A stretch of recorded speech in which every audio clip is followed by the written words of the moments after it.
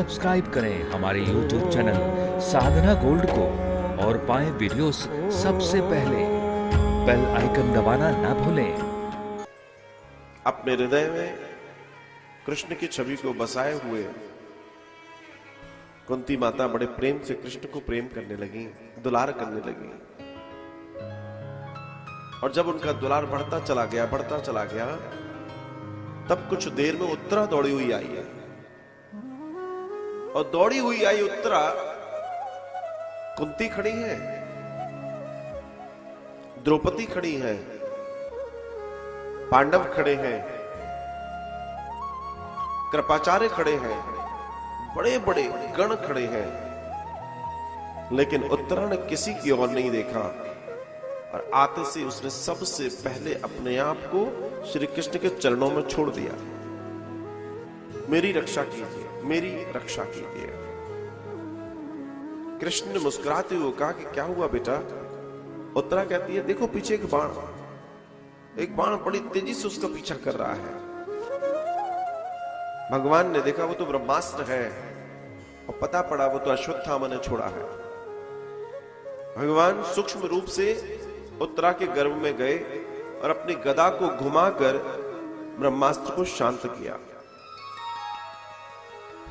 और भगवान बड़े ही आनंद से उस गर्भ से बाहर आ गए।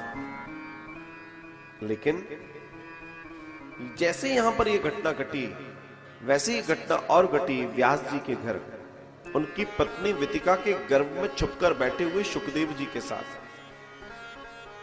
जब श्री सुखदेव जी 12 वर्ष हो गए थे गर्भ में छुपकर बैठे बैठे, तब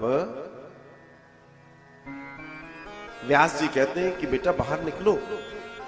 सुखदेव जी कहते हैं नहीं निकलूंगा। क्यों?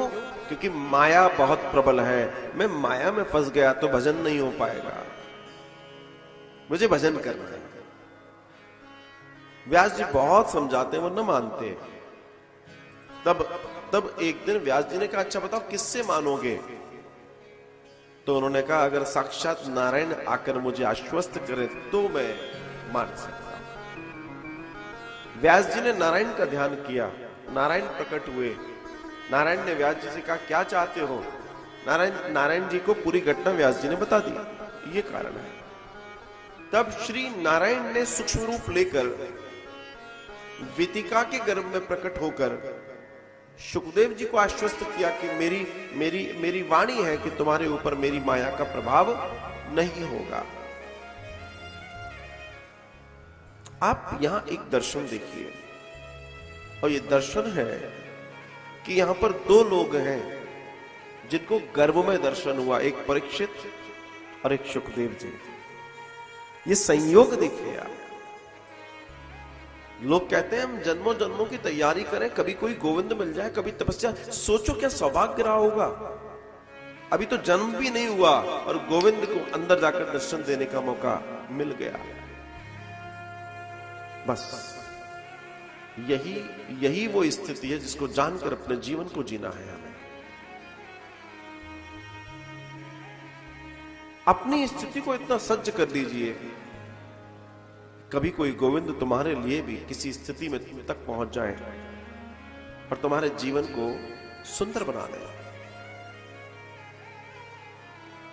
उत्तरा के गर्भ में परीक्षित थे और बड़े प्रेम से उत्तरा को बचा लिया गया। लेकिन उत्तरा के बचने के पीछे या उत्तरा के सीधे आकर भगवान की शरणागति के पीछे का सबसे बड़ा कारण क्या है, वो जानना बहुत जरूरी है। क्योंकि वो द्रौपदी को देख चुकी थी, द्रौपदी के साथ घटना क्या घटी थी। जो द्रौपदी ने गलती करी थी वो उत्तरा करना नहीं चाहती थी। और द्रौपदी की सबसे बड़ी गलती थी कि जब उसके पास संकट आया तो पहले वो दुनिया वालों को पसारती रही अपने हाथ, मुझे बचाओ, मुझे बचाओ, मुझे बचाओ, मुझे बचाओ। कोई नहीं आया जब बचाने, तब उसने कृष्ण को ध्याया। वो जानती थी कि जब कृष्ण ही सब करने वाले हैं तो मेरे पास समय नहीं है, मुझे कृष्ण की शरणागति ले लेनी चाहिए। अब एक प्रश्न अपने आप से भी हम करें, अगर हमारा ज्ञान प्रबल है और हम ये जान चुके हैं कि हमारे पास भी समय नहीं है, वी डोंट नो कि कब हमारी जिंदगी की आखिरी सांस आखिरी होगी, हमें तो नहीं मालूम, किसी को भी नहीं मालूम। तो इसका मतलब इमरजेंसी लाइफ जी रहे हो। तो ऐसे में बात आती है कि शरणागति कब लोगे। फिर प्रश्न यह है कि शरणागति कब लोगे। तुम्हें हमें किसी को नहीं मालूम कि किस घड़ी हमारी मौत आ जाने वाली है, इसलिए बहुत सावधान होकर जीवन को जियो। जैसे उत्तरा ने अपना एक सेकंड भी फिजूल नहीं किया, जैसे वो ब्रह्मास्त्र उसको मारने आ रहा है, वैसी माया हमको पकड़े बैठी है, मारना चाहती है, अपने जाल में फंसाना चाहती है। हमें और आपको चाहिए कि अपने आप को श्री चरणों में समर्पित करके अपने जीवन को धन्य धन्य कर ले, माया से मुक्त हो जाए। और ये प्रक्रिया जिस दिन भी शुरू कर दोगे, उसी दिन तुम्हारे जीवन का कल्याण भी निश्चित हो जाएगा।